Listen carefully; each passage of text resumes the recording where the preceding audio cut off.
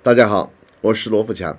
本期我们聊的话题是：巴赫穆特是泽连斯基的错误战役，俄乌战争是泽连斯基赌输了的战争。几天前，俄罗斯军方和瓦格纳雇佣兵集团都宣布完全攻占了巴赫穆特，俄罗斯总统普京发声予以祝贺。今天我重点说两个问题。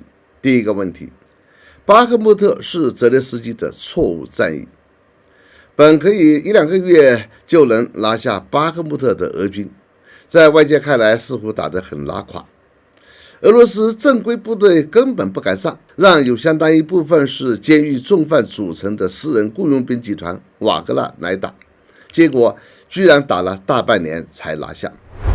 但只要带过部队的人都知道，一支部队的战斗力必须经过系统的正规训练才能具备。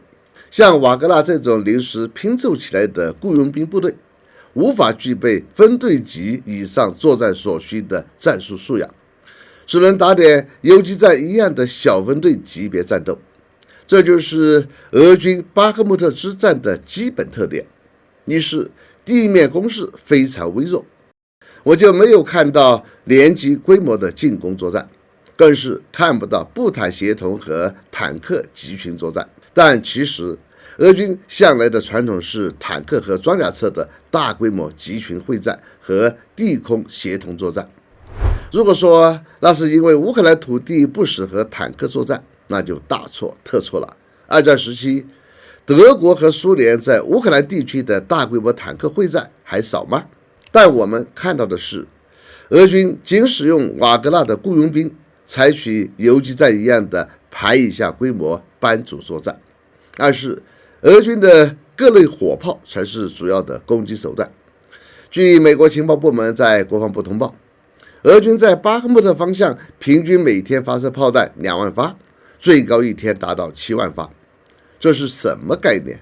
最保守测算，就算10发炮弹仅导致1人伤亡，平均每天也给乌军造成2000人伤亡，200天就是40万人。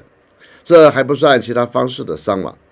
但其实俄军至少每发射5发炮弹就能打死打伤至少1名乌军，结果是什么呢？由此可见，这是俄罗斯利用了泽连斯基不惜一切代价死守巴赫穆特的政治需要，把巴赫穆特作为鱼饵，引诱乌军源源不断的增援，把巴赫穆特当成大量消耗乌军战争潜力的绞肉机战场。而现在俄军面对泽连斯基满世界出访，认为已经到了收官的时候了，才最后拿下巴赫穆特。第二个问题，俄乌战争压根就是泽连斯基赌错了，赌输了。他认为俄罗斯一定会畏惧美国及北约，不敢对乌克兰发起进攻。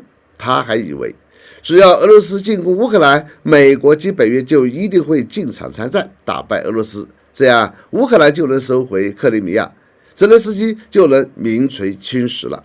但他哪里会想到，普京是一个说到做到的人。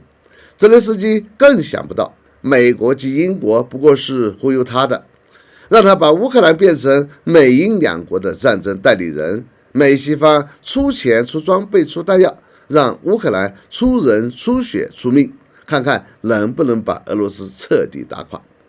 这也是没法的事。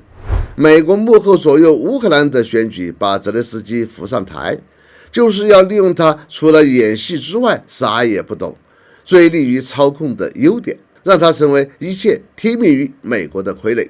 泽连斯基只需要最强烈的优越感、存在感和明星感，这就是各有所求，各取所需。只不过乌克兰人民付出了太沉重的代价，但这根本不是泽连斯基看重的，他要的是名和利。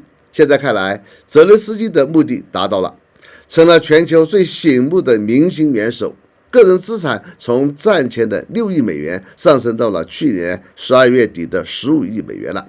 只是乌克兰已经山河破碎，一片废墟，上千万人流离失所，数百万人伤亡。泽连斯基真是民族英雄吗？至少没有乌克兰人说他是民族英雄，美国和北约国家也没人说。他是不是犹太民族英雄，起码目前也还没有犹太人说过。最奇怪的是，只有一些中国自媒体人和网民封给他乌克兰的民族英雄称号，这是怎么回事？我想谁都懂的。好，本期话题就到这里，我们下次见。